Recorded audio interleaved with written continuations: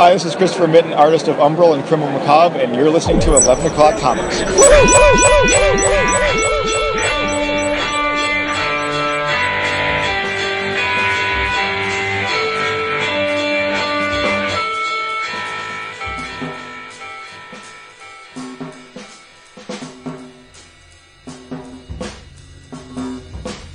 Splendid.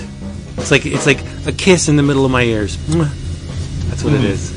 Got to love it. That's the signal, people. You know how it goes. Do this. We're always ready to do this. I'm still saying we should do it every day, but whatever. Jason's the holdout. Yeah, sure. As usual. Someone's got to work. Someone's got to work. Oh boy. Hey everybody. It's 11 O'Clock Comics, episode 898. You know what I'm going to say, right? It's a palindrome. I bet you're going to say your name. Oh, no, yes, it is. Palindrome. It is, because I was thinking about that all week. I love palindromes. Sacred numbers. And I'm Vince B. You are Vince B. It's the last palindrome of 800. And I am David A. Price. Indeed you are. And, of course, I'm Molly McButter. Nut butter. You're not Molly McButter. You're Jason. Molly McButter. You're Jason Wood, everybody. Together again on a good old-fashioned episode where we just talk about comics. That's it. Just comics. Brought to you by cheapgraphicnovels.com. That's right, cheapgraphicnovels.com. Did you hear about the Marvel vs. DC omnibus that they're putting out?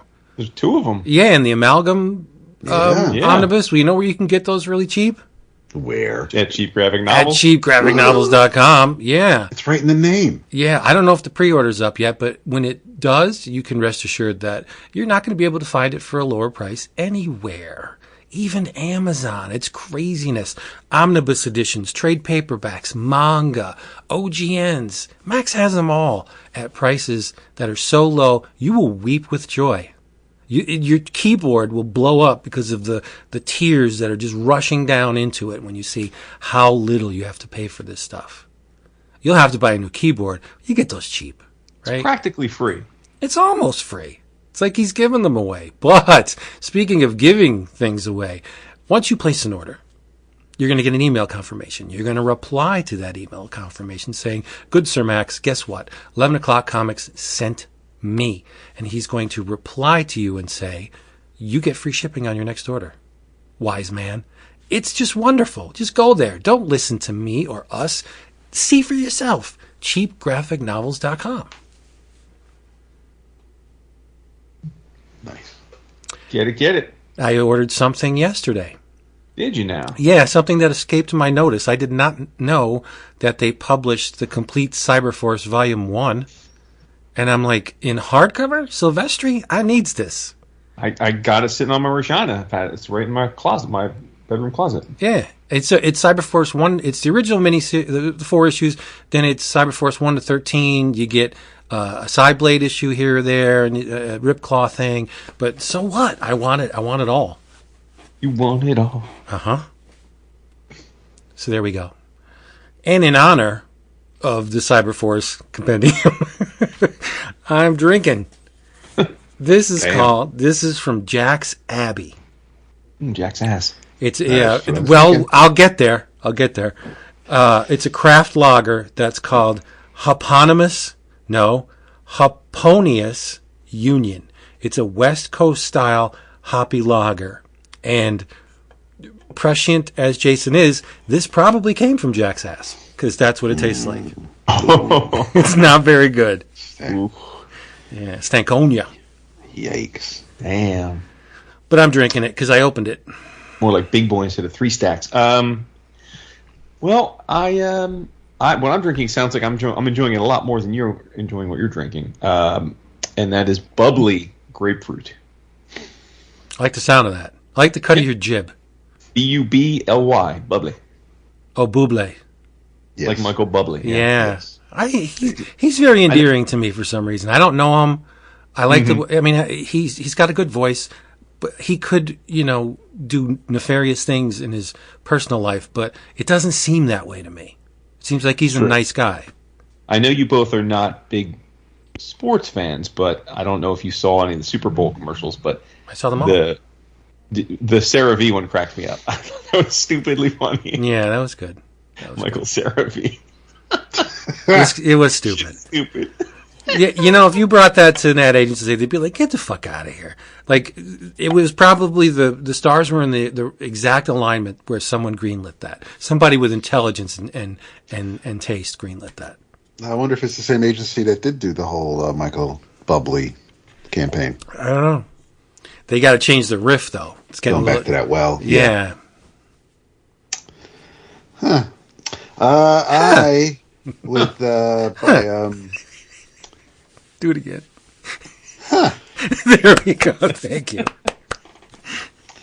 So this is from part of this cocktail is from Suntory. It's Roku gin, distilled in Japan, with some tonic, little splash of lime juice. What's nice about I don't want to say what's nice. What's interesting about the Roku gin, and not pure coincidence with Vince's new media setup at home, but there you go. There's a slight. It's weird. I mean, because my wife prefers Hendrick's if she's having a gin and tonic. I like the Drumshambo that I mentioned 2 episodes ago, and then this is good, but there is a slight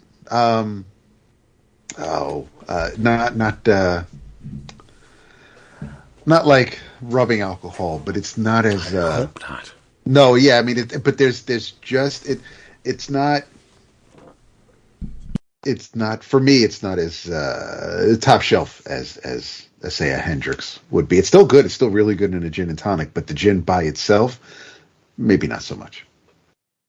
But yeah, so that's what I'm sipping on, and with a couple of ice cubes since I replaced the ice maker in our fridge the other day. I'm taking advantage of my spoils. Nice. There you go. Excellent. What do you want to talk about? Maybe some comics? Yeah, okay. Got anything in particular? Anything in mind? Anything new? It was a big week for number ones, wasn't it? Was it? Oh my God, he's exhausting. Jeez, what do you want to talk about? He sits there like we have to pull it out of him. Why do I got to go first? Because you almost always go first. That's not true. You go first most of the time. That's why he said almost. That's not even true, because I bet if we had a very industrious listener that wanted to go back and tally who went first over the course of the entire 898 episodes, I think you would definitely be in the majority. I think that's a trash take. Yeah, that's not. It's so weird. Like, what kind of reality am I living in where black is now white? It doesn't make sense.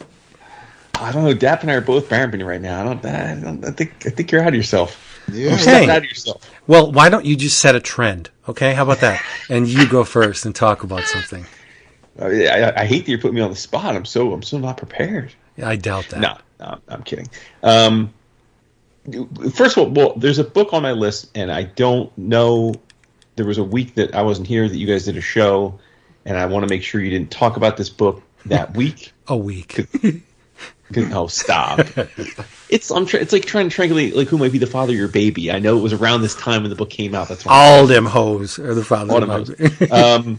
Did you guys ever talk about Pine and Merrimac? No, I think Tony may have. Well, that's what I'm asking. I mean, unless it was a preview, but I don't remember him because when I was reading it, I think I would have remembered if Tony had talked about it. Right. Okay. Well, right. So all right, great. Well, we can talk about that then because it's Kyle Starks. It is Kyle Starks. Yeah. We've talked. I mean, last year was the year of Kyle Starks, right? We talked about just what an incredible output he had. Everything was a hit. It was just dude batted 1,000 last year, and we had a nice conversation with him at New York Comic Con, and he was as equally excited, dare I say, ebullient about his 2024. Right? He was telling us, "Oh, wait, do you see what I have in store for 2024? I got this book and this book and this book." And Pine and Merrimac was one of the books. And I didn't, Kyle's one of those people now. Well, I'll buy sight unseen, so I'm sure I read the solicit, but I didn't remember anything about it when I finally got the book. And but again, it was Kyle Stark, so I figured there's no way I'm not going to find something to enjoy from this book. But what I didn't know I was going to get, and now I never want to have a month without it, is Fran Galan's artwork.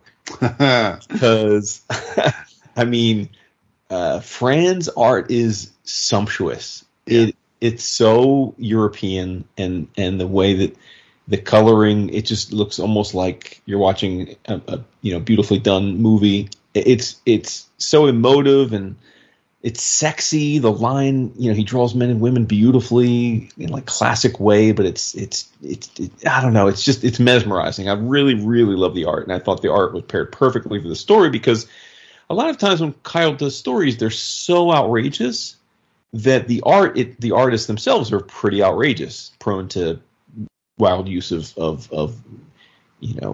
non-traditional anatomy and the like, and often that's the right choice for his books, I think, because they're so extreme. But this is a little more nuanced. This is a story about a husband and wife who are private detectives, and their office is on the corner of Pine and Merrimac. And the husband's an ex-football player, badass, like just a total fight, like a MMA fighter, just an ass kicker. And the wife is the brains of the operation.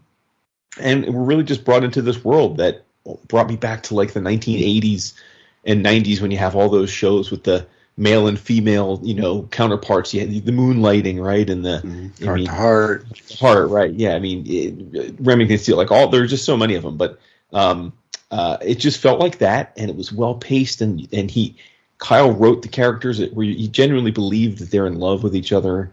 It popped off the page, and there was a good bit of humor, of course, because Kyle's great that way. And it sets up a pretty nifty storyline. Basically, they take on any task except for they don't do kidnappings, and because they don't want to deal with they don't want to deal with stuff like murder. And part of that is because the wife had some trauma when she was younger related to all of that.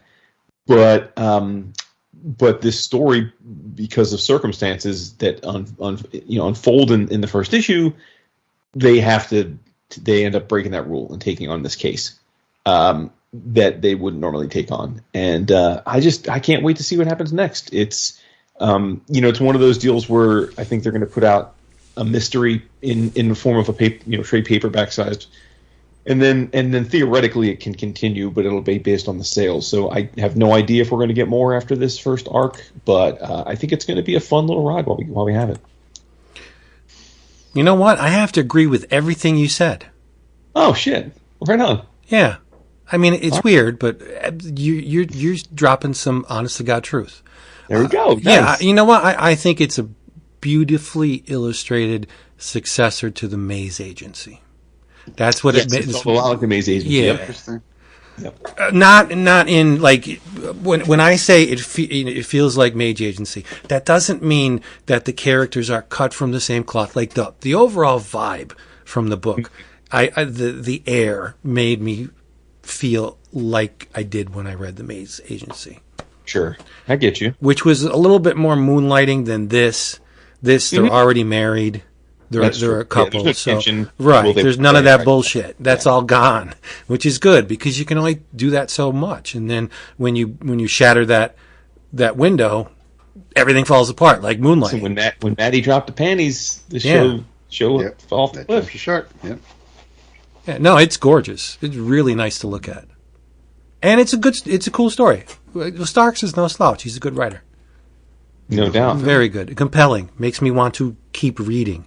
There's one page, though, he must have been paid by the word on that page because there's a lot of words on that page. But that's okay. You're giving me value for the dollar, right? If it was an upset issue, I probably wouldn't like it. Yeah.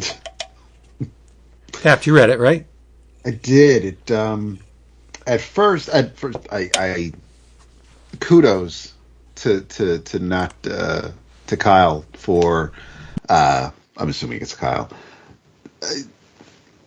The cliche for me would have been that the characters' names were Pine and Merrimac. I'm so glad that their office is located at the cross streets, and this way we actually get their own names, and it's not like just some catchy title of the book. But when I first saw the cover and I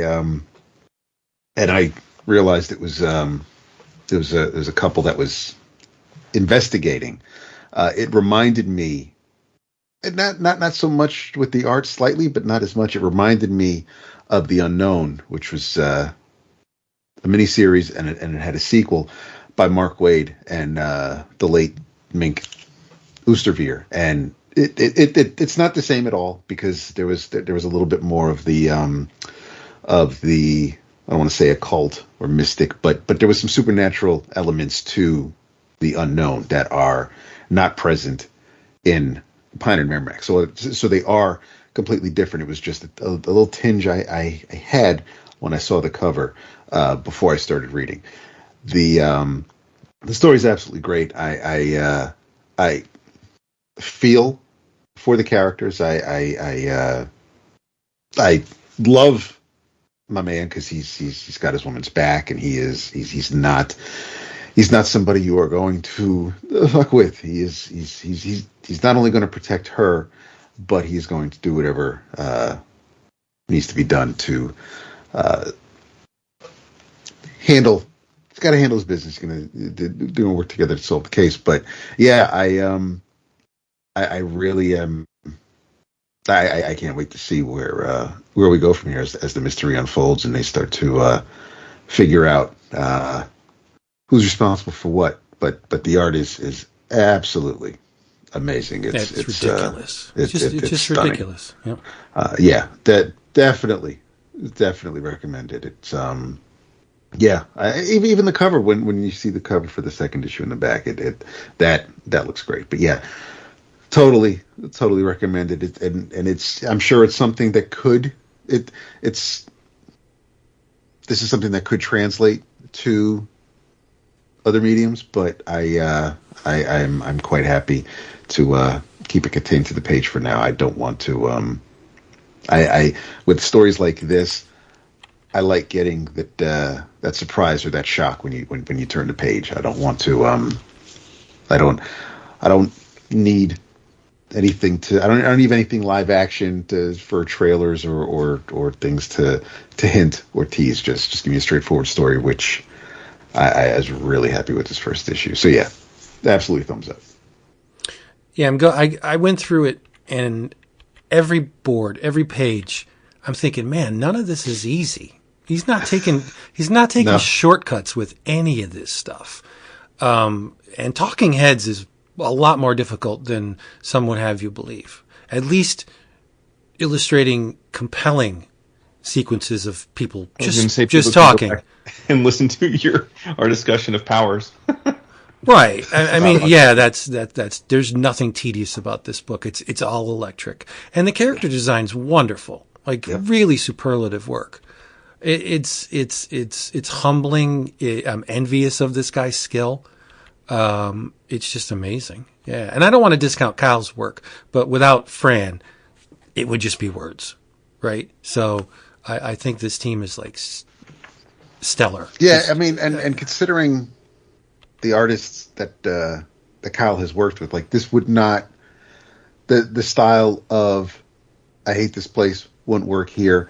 The Trigger Keaton wouldn't he seems to work with artists that just, he's got a knack for co-creating works with people that do a great job of putting the images to his stories. He's got a director's eye. Yeah. Yeah.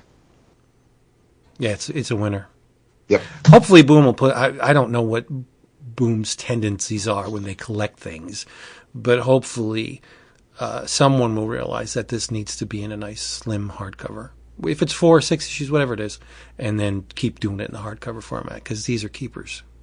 Yeah. Yeah. Not to bring it down, but before we get too further in, we should pour one out and raise our glass to Mr. Paul Neary, who passed away. Absolutely. Yep. 74 years old, dad's age, which I don't like to see that. Yes. But I'll give you a little uptick. Rest well, Paul Neary. But a little bit of sunshine. If you haven't listened to Felix's recent podcast, episode, what is it, 55?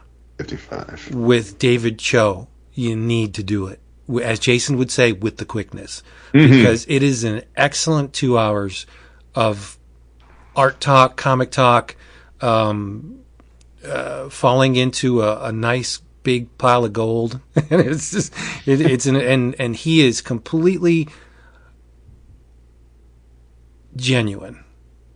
Totally. He's a real one. I mean, And to his fault sometimes. oh yeah, it's gotten Yeah. him in a lot of trouble, but like you Yeah. said, he's kind of failed his way through a really great life. Like he's, I mean, I don't know how often you've heard Cho interviewed or listened to his podcast, but I think this chat with Felix is the most like baseline accessible I've ever heard him. Oh yeah, he seemed to be really relaxed. I would not be Yeah. in his position. Yeah. I'd be genuflecting in front of Cho.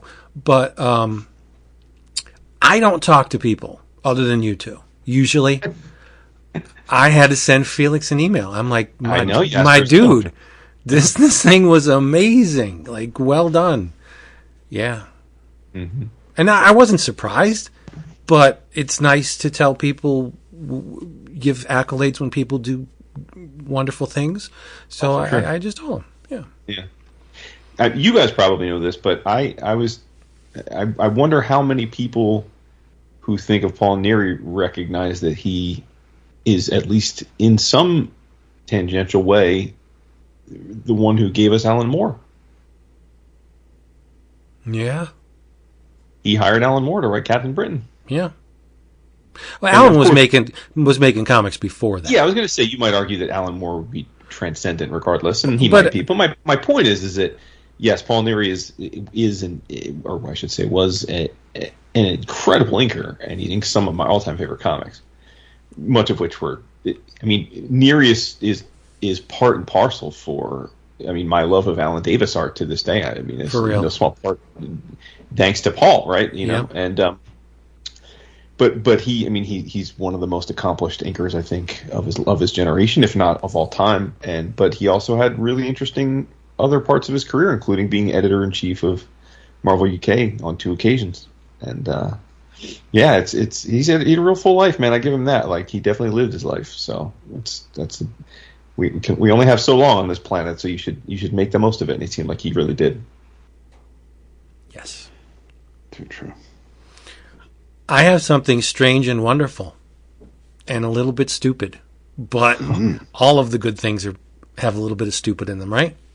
Mm-hmm. This was written by Mark Russell. Okay, Pink Panther? Flintstones. Yeah.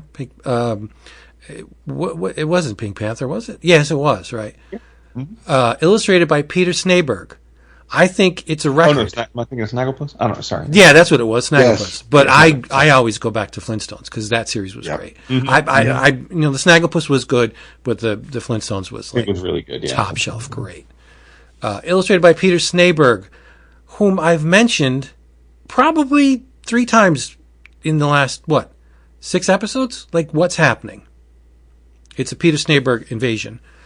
It's published by Ahoy Comics. Now, I read 1 or 2 of these as they were coming out because they were originally published in Ahoy's Edgar Allan Poe, Snifter, etc. anthologies. Remember those? The trade is called Serial, Sweet Darkness. And it's so silly. It is a universe based on your favorite breakfast cereals. Wow. It's crazy. It starts in Chocolavania. See what I mean? It's silly, stupid, but it's fun. And the Marquis de Coco, this guy has been throwing parties for his closest friends for a long time, but not dinner parties, because he reasons that anybody could crash a dinner party on a whim. Like any drunkard could stumble in off the street and go to a dinner party, but he throws breakfast parties. Crack of dawn, soirees that require genuine concern and commitment from the invited. Like only my closest friends would deign to wake up at an early hour and come to my castle for breakfast. Like these are my closest, my buds, right? But he's having some problems lately. He was bitten by a vampire stable boy. And you know what happens. You know the deal, right? Vampires and sunlight do not mix. But the Marquis insisted that the breakfast parties continue, lest his friends and rivals, do the numbers and connect the dots, and they see like, wait a minute. There's a rising tide of vampire attacks in our realm, and now the Marquis doesn't want to be seen in the early morning hours. Like he doesn't want people to put two and two together. So I mentioned rivals, and the Marquis definitely has one in the Duke L'Orange, and the Duke has eyes for the Marquis's gorgeous wife, Lady Coco. So they're sitting at the breakfast table, long banquet table, and the sunlight's coming into the banquet hall, and those in attendance, they're tearing into their cereal. Some of the attendees, you have a bushy, mustached sea captain dressed in blue. You have Count Dubarry and his two sons, Franken and Beau. Come on, don't you see it? Jesus. Franken Barry.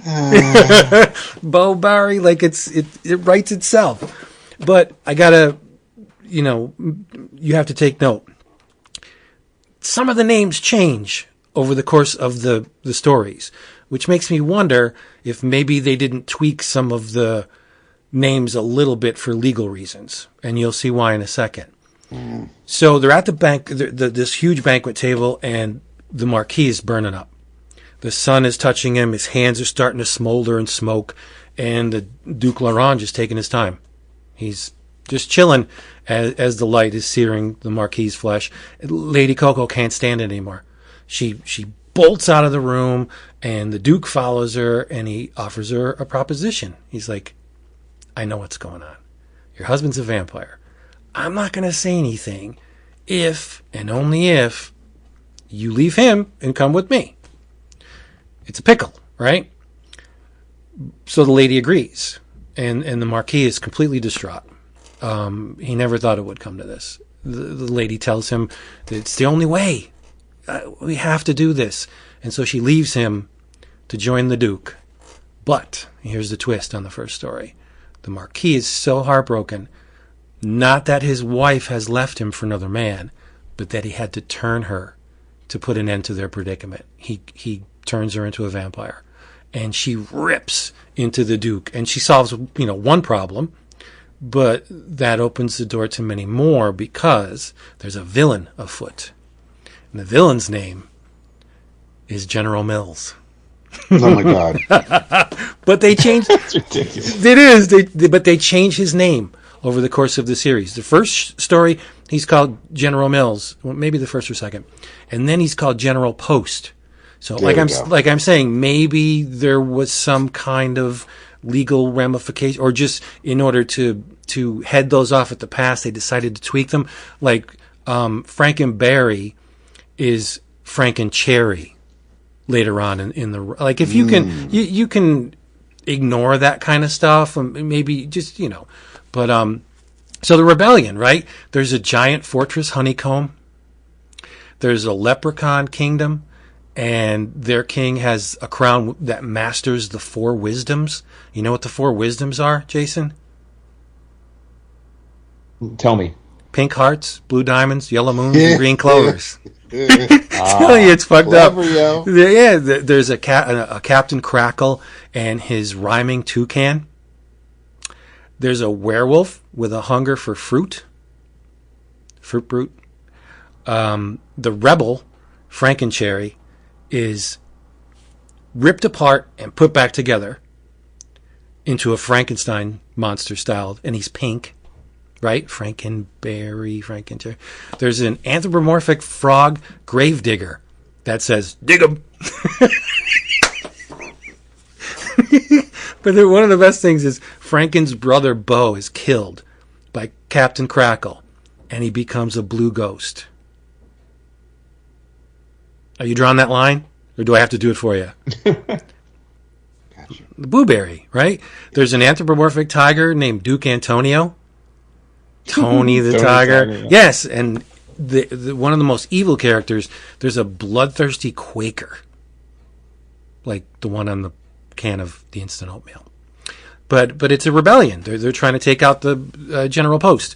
And I won't say how it comes out, but there's a target audience here, and I am that, right? I'm a monster kid. I grew up on the monster cereals, Frankenberry, Blueberry, Count Chocula. If you are of a certain vintage, this is going to sing for you. If were born within the last 20 years, then it's probably not going to connect, right? But Snejbjerg's art's phenomenal in this thing. Don't want to say EC level. That's crazy. No, that's crazy talk, right? But it has an EC vibe to it, right? His rendering is so gorgeous. The Lady Coco's absolutely stunning. The poor Frankencherry is revolting in all the right ways. The leprechaun is amazing with his little crown, and it's just it's basically serial themed Star Wars. There's a rebellion, and they got to take out the big dog, and everyone in the kingdom will live happily ever after. Do they do it? Read the damn book. Yeah, that's all I'm going to say. But it's a really. I thought it was a wonderfully giddy experience for me. Everything I like was under one cover, beautifully illustrated. The dialogue, you've read Russell stuff. He's a good writer. The dialogue is snappy. The events are just great, and there's a little bit of the creepiness one story, and then the next one there's maybe a little bit of espionage, and they all come together at the end. It's great, and it's from Ahoy Comics. Do I gotta tell you the title again? It's called Serial. There you go. It's great. I wouldn't try and scare up, pun intended, the Edgar Allan Poe issues, because I don't think the print runs on those were super high. And I think doesn't this have like a different conclusion or material that wasn't available in? I'm glad you mentioned that, because I was trying to find. I read the trade. I was trying to find all of the chapters, because I bought all of the Edgar Allan Poe issues, and I couldn't find some of them. So maybe they polished it off in trade format. You may be right. I found one or two, but I was like, God damn it, what are these in? Because I know I bought all of the Edgar Allan Poe stuff, and so now you get a nice little scoop them up all in one, and it'll do your heart good. Mm-hmm. It's great. Nice. Yeah. Something makes me happy. I'm just gonna trumpet it from the rooftops. Like this isn't Criterion Channel, right? This is fun.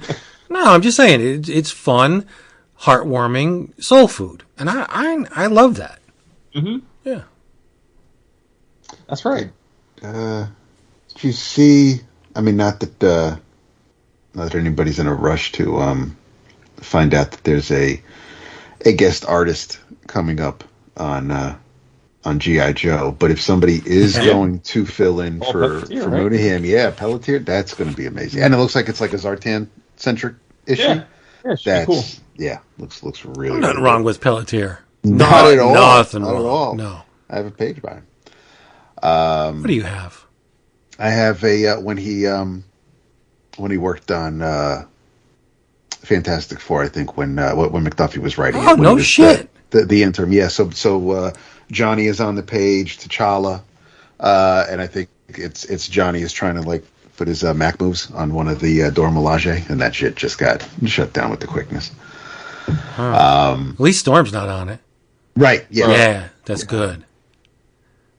So I Bruh. Speaking of things that make like Vince make me happy, the second chapter in this little Live Bizarro or Die arc in Action Comics by Jason Aaron and John Timms. Man, I didn't know how we were going to go at when the first chapter ended, because Superman and Lois had both turned, but they're not alone, because it's pretty much all of Metropolis, and so they've kind of like no man land Metropolis. They've quarantined it off. Batman's on the outside. He's making sure nobody gets out.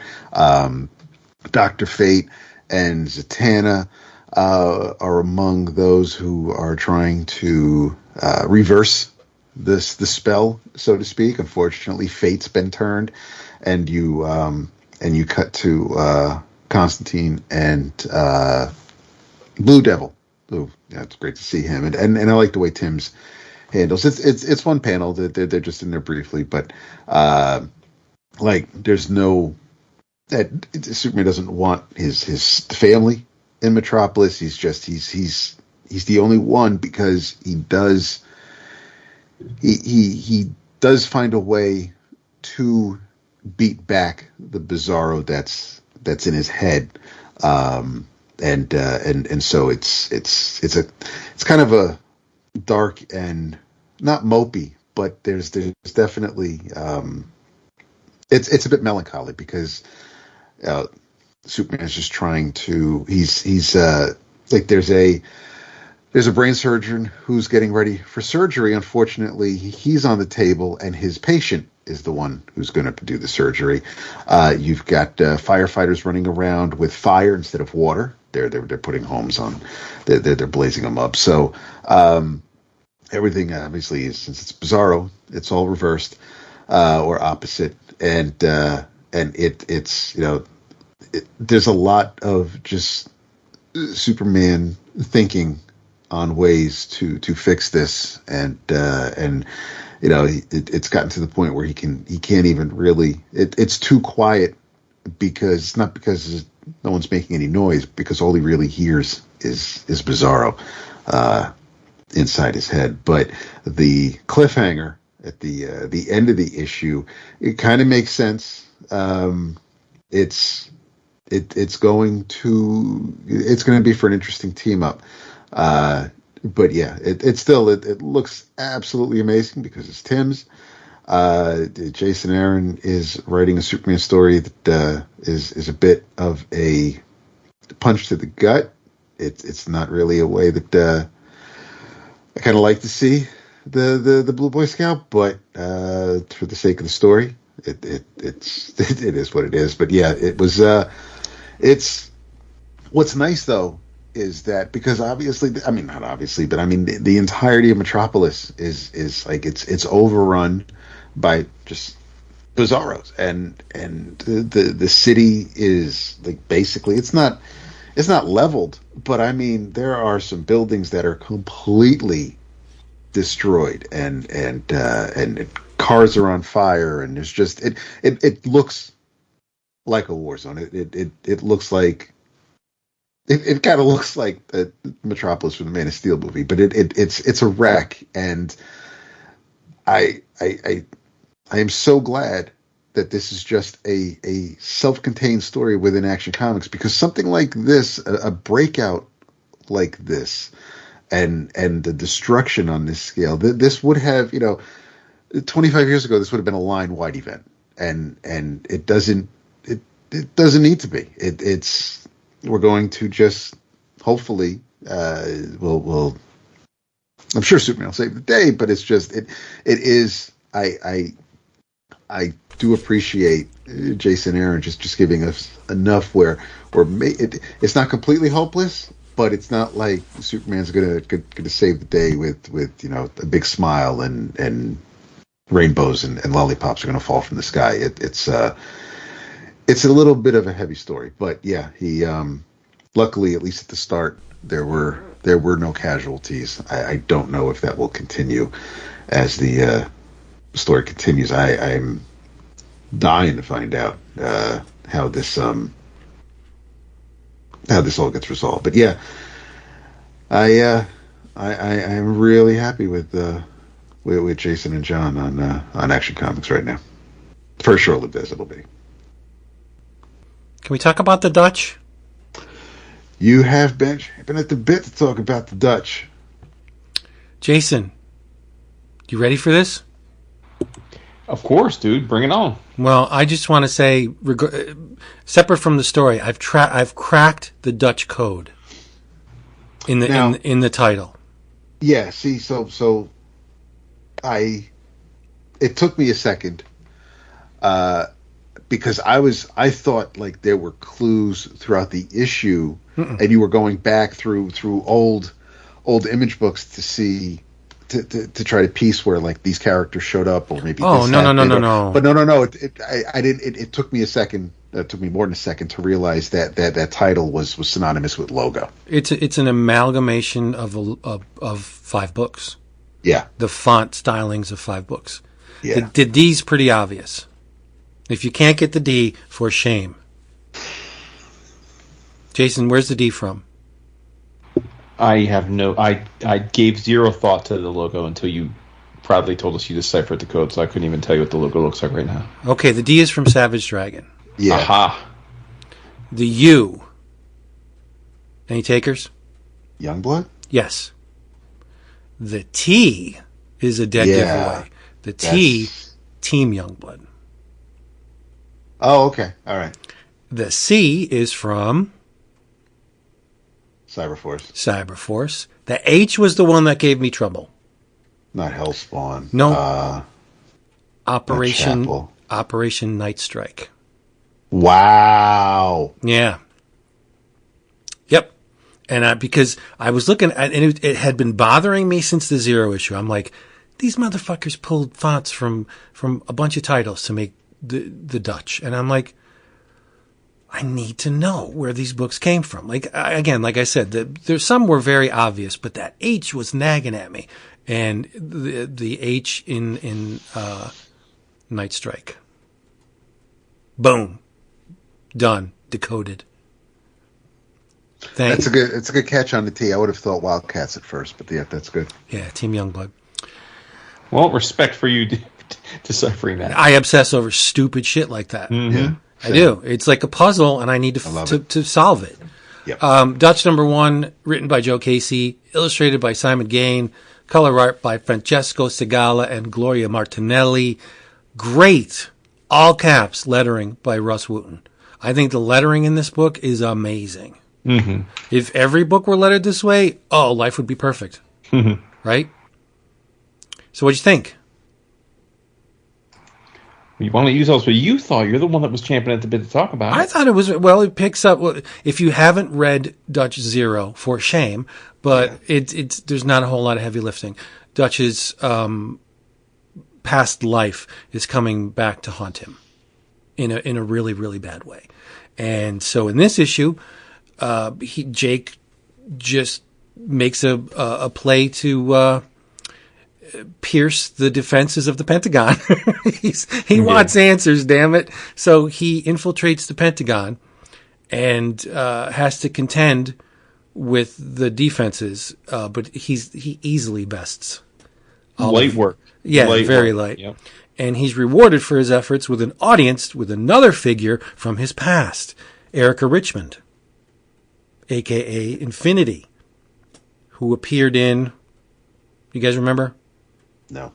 Brigade, Supreme. She was in like 2 issues of Supreme, maybe 2 issues of Brigade. Not a very omnipresent character in the Extreme Universe, which is cool. I mean, it makes sense to use a character like that in the present, so you're not tripping over your own stuff, trying to, keep the current narrative in cahoots with what has come before. He doesn't need to do any of that.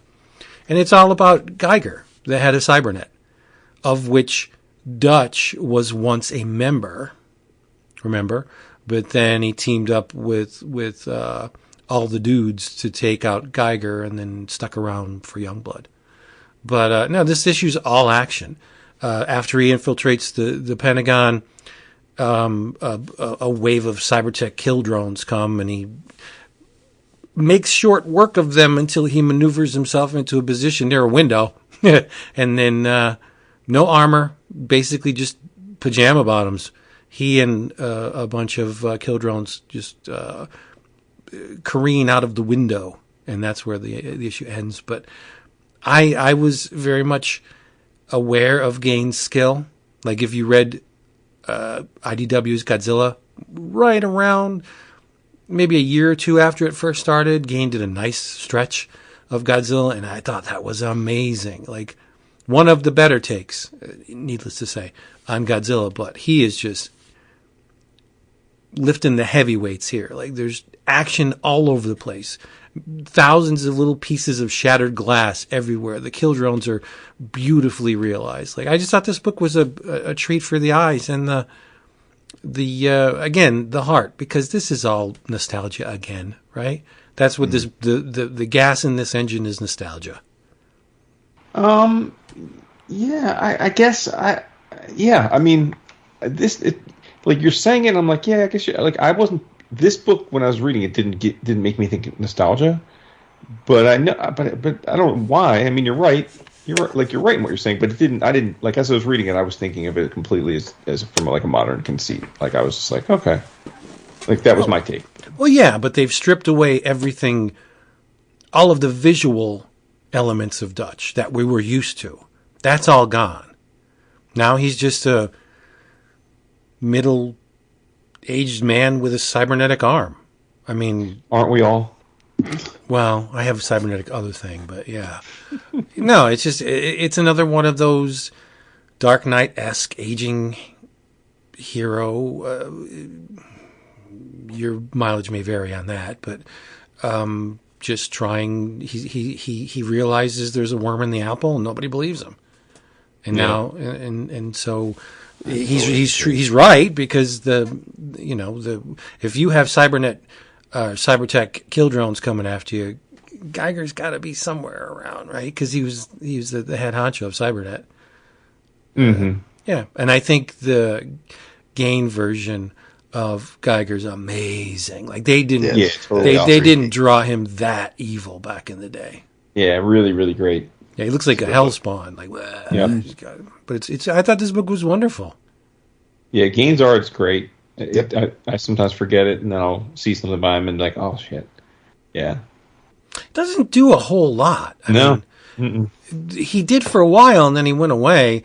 He definitely has a Grist vibe to his work, but like a Paul Grist, but a more gritty Paul Grist. But I think they spring from the same which is great. I've been waiting for this book. He did Sunburn, right? He did Paris. He did. Yeah, he's been doing some OGNs for him. I was going to say Sunburn, because Sunburn was only like 2022, right? So yeah, so he did a whole graphic novel that probably took him a while to do. I didn't get that. That you said 22 that came out.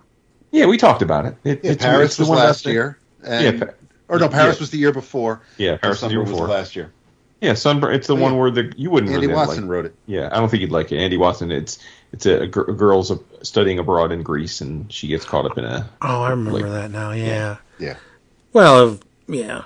I mean, it looks great. I mean, it's sure it does. A bang-up job, but I mean that the subject matter, I don't know, is really up your alley. Right. There's not Frankenberries running around in it. Right? Exactly. This was just the heartbreaking love and loss. Yeah, I'm a pass on that. But it's. I mean, if we're getting 3 issues of this, I mean, it's not. I'm pretty sure just him stopping by the office and talking to Erica might be the. Hopefully, it's probably going to be the only dull time in this series.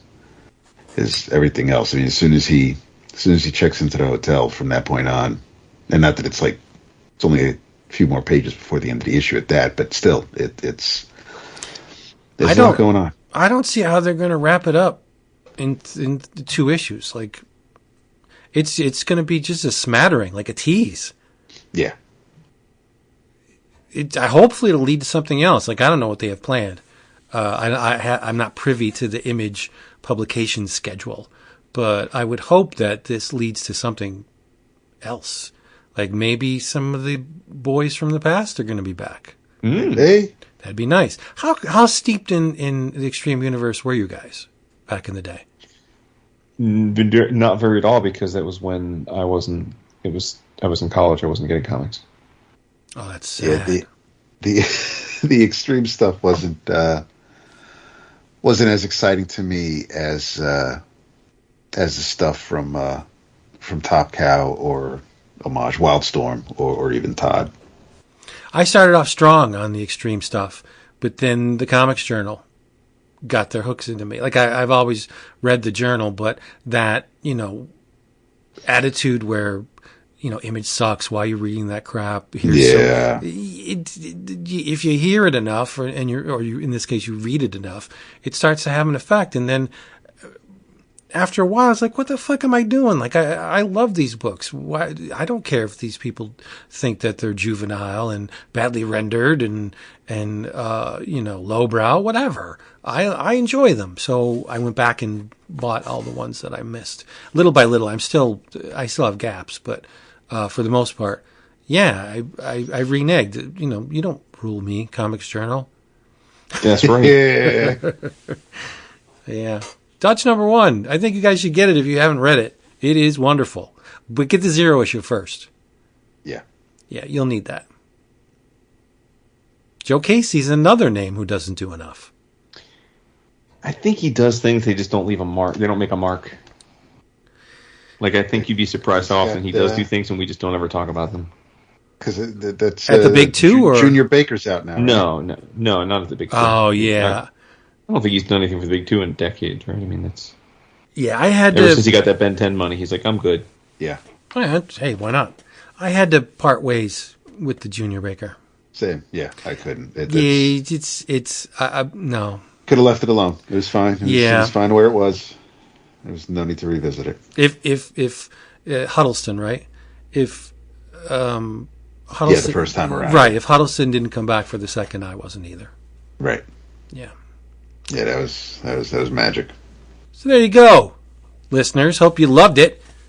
Come back next time for more. In the meantime, go to cheapgraphicnovels.com because they have all the stuff you want at the price you want to pay. Email, respond to it. 11 o'clock comics sent us. Free shipping on your next order. And do us a favor, do yourself a favor, really. Check out our Patreon page, patreon.com/11 o'clock comics. All of the stuff that used to be given away on the Patreon page is now moved to the Slack. Because the Patreon system, no bueno. Not very user-friendly. So what we've done is $5 gets you a bonus episode every month. For now, it's a book of the month. Maybe that will change. Maybe we'll have an interview with a big name. And you'll only be able to hear that behind the Patreon wall. But for now, it's book of the month. And they're long. They're much longer than the newly tweaked weekly or twice weekly episodes that you're getting. That'll get you $5 will get you that. $10 get you that and access to the Slack, which gets you covers of the day, pages of the day, fanzine downloads of the day.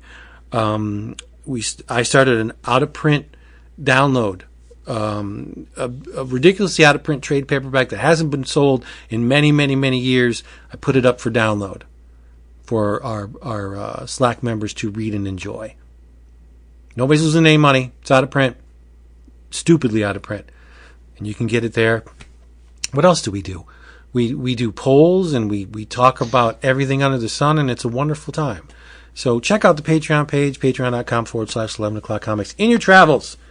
Whew, had to take a breath. I want you to go out and pick up a copy from Silver Sprocket. It is called Sunflowers by Keezy Young. And it is a revealing look at what it means to live bipolar.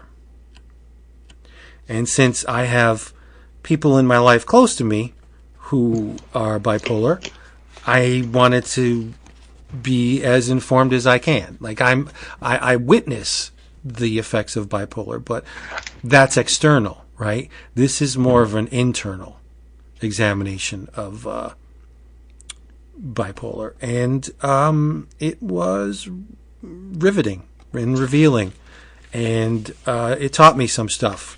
More often than not, it taught me what not to say in certain situations, because not being afflicted with this, I approach it from I don't want to use that word, from someone who doesn't have bipolar, okay, and doesn't understand the effects and the signs and the results of what it does. So I needed to be more informed than I already am, right?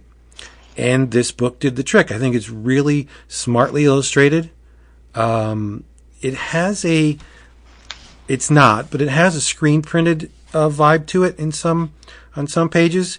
It's a short little book. It's only 22 pages, but there's a lot of copy. So it will, you will be informed. And there's a really brilliant section in the middle that I'm not. Mm-hmm. I just got to it. I'm leafing through it as you're talking about it. Yeah, I won't say. Just get this. It's wonderful. Could you say it's wonderful?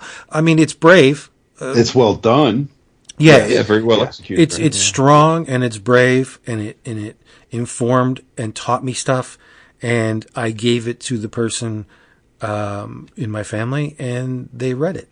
And the response was, "That's exactly it." That's great. So, yeah, it is again Silver Sprocket, Sunflowers by Keezy Young. Once again, Silver Sprocket fired up the spot varnish machine in the back, because it's got the spot varnish on it, front and back cover. So sexy. Really heavy cardstock, thick, toothy paper, which just absorbs this ink so wonderfully, and it's just a pleasure to look at. Even though maybe some of the things examined in the issue aren't that pleasureful. But you need to read it. If you want to be aware and informed and more compassionate to those who deal with this on a daily basis, you should read Sunflowers. Yeah, I'll just go ahead and co-sign that. It's my notes were basically, I mean, there weren't many, but I'm kind of It's bittersweet. I'm both saddened and, to a degree, delighted that, because this isn't the only book of its kind, but I'm so glad we're moving past the stigma from everybody of all shapes and sizes, of keeping their traumas or their afflictions or their disorders to themselves. There's no shame in making people aware of what's going on, and Keezy does a phenomenal job, and it touches on the pandemic briefly. There's just it's one thing to see it, or a dramatization of it being presented, but for someone who's telling you what it's like to live like this, there's absolutely some weight to it, and it is extremely well done from the presentation standpoint. There are times where I'll read things like this and just want to hug the author, because I want them to be okay, or to know that it's going to be okay. And there's absolutely no shame in admitting that, if you're going through something, or if you need help. And that this isn't a cry for help or anything. It's just an explanation, but there's a sense of hope when people can actually be out and open with what's going on in their lives or in their minds. And this was probably this was the first thing that I grabbed from the package from Silver Sprocket. It's absolutely amazing. So yeah, co-sign in your travels. Nice. Sunflowers. I'll tell you, I think it was really smartly produced too, because if this was OGN sized, I probably wouldn't have read it. Mm-hmm. Like if it was 100 pages, everything. That's a lot of. Yeah, I know you're living through it, but it's a bit much. It's a bit right. Yeah. So, but like 22 pages, down and dirty, all of the the necessary information and humanity and soul searching and everything that is in 22 pages. I think it's the perfect size. Yeah. Doesn't overstay its welcome. Yeah. Exactly. Mm-hmm. I love when you pick up a book and you think it's going to be something and then it turns out to be something else, right? It's always fun. And that rarely happens in the superheroes, at least, well, relative to the number of superhero comics we may read, but it happened to me this week because I read The Outsiders 1 through 4, co-written by Jackson Lanzing and Colin Kelly, which is one of the reasons I picked the book up, is because I really enjoyed their work at Marvel, most specifically their run of Captain America, which I think is low-key one of the better runs we've had in a long time. And they're now over at DC doing their thing, and the art is by Robert Carey. And I thought, okay, I know what The Outsiders are about. Like, that's cool. I love me a team book, and I'll always find something to enjoy in the first issue of a new team book, because why, Vince? They're getting the band together. Those issues always work for me. So I'm like, all right, we'll see what's up with this. But I didn't realize my guys are trying something. They are giving us Planetary again, a new Planetary. And I was not expecting it. And if you told me that that's what this was going to be about before, I probably would have scoffed and been like, I'm not reading that. But because they tricked me into giving it a try without prejudging it, I think they're killing it. I think it's really, really well done. It's the premise is Batwing, Lucas Hood, Kate Kane, aka Batwoman, and a new drummer. Character's named Drummer, but yes, it's a different drummer than the original Planetary drummer. Form a trio, and they go on adventures trying to solve these grand adventures in the DC universe. And there's an issue with some deep sea craziness. There's a new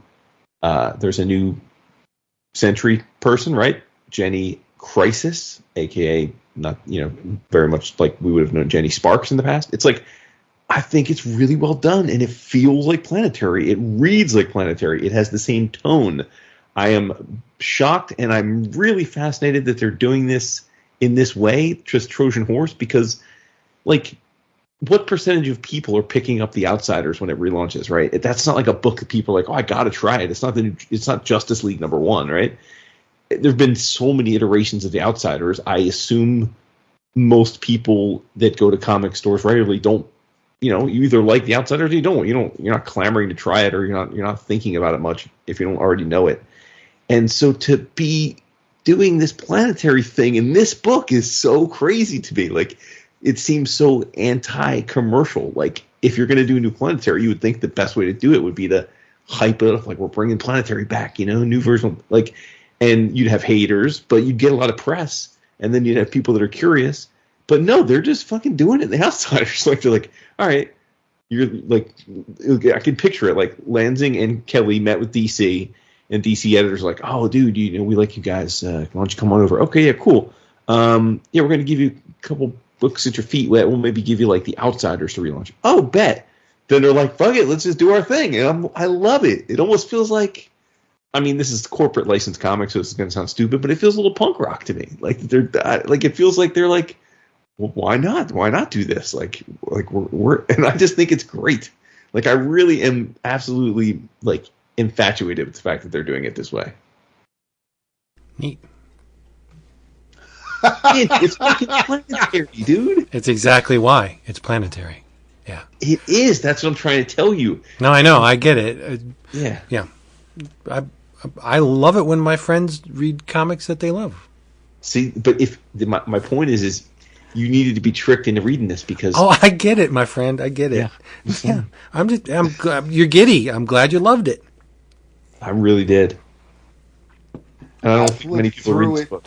I flipped through the first issue because it's, I mean, as you were talking, and yes, nobody nobody except for me and maybe Hassan would be clamoring for an Outsiders book. But the as I flip through it, and Planetary, of course, a top 10 series for me. But it's and not to say that you put peanut butter in my chocolate, but I didn't walk away feeling bamboozled, but I wasn't in the right headspace for it. So maybe I'll revisit it after the first arc is done. But I'm glad. I love to see the Outsiders name out there. I love Lansing and Jackson without a doubt, whether they were doing Batman Beyond or Star Trek or anything like that. I'm a big fan of theirs. So I will check it out, even though, and you say the same thing about Planetary. It's not like these were all characters that I was familiar with before. And yeah, I know who Batwoman is and I know who Batwing is, but there wasn't enough there with the first issue from what I glanced at that made me giddy to have it back. But hearing you talk about it, once the first arc is done, I'll definitely come back for it. Yeah, listen, everything you guys are saying, I get, because there's certainly books that I'm like, nah, I'm good. Like the original's perfect. I don't need you to touch it. And it's probably just each person has their own little personal gauge for that. And like I said at the beginning, if you had told me this was a Planetary book, I'd be like, nah, dude, like, come on, like, nah, you can't do that. Like, that's crazy. Like, I'm not gonna. That's nonsense. Like, Blasphemy. Like, what are you guys thinking?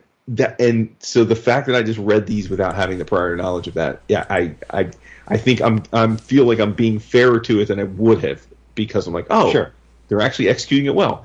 But I totally get if you're like, nah, it's still my thing. Like, I get that. Like, I mean, that's why we have. I'm just not trying to harsh your mellow. I no, you're dudes. Listen, I'm like, nothing's better than like an unexpected for sure book that you're like, oh, this is like, I thought this was going to be whack, or I thought it was going to be mid. I was like, okay, I'll read the first issue. It'll be mid, whatever. You said anyway, mid. You said mid. Said more than once too. Mid. So mid. Oh my goodness, he's so happy. Love to see that. Yes. And we hope you're happy after listening to this, because we want you to come back next time. Remember, get yourself to a comic book shop, buy a whole mess of books.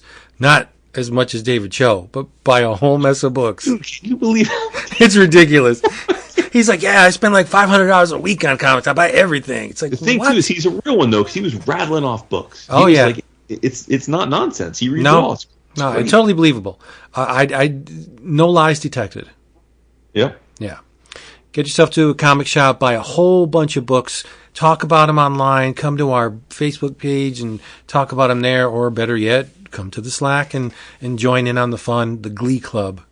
Do yourself a really big favor and say goodnight. I'm going to rectify this situation next episode, I think. This no soundage here. Just wrong. It's wrong. Nobody wants to hear the sound of my voice. David. Good night.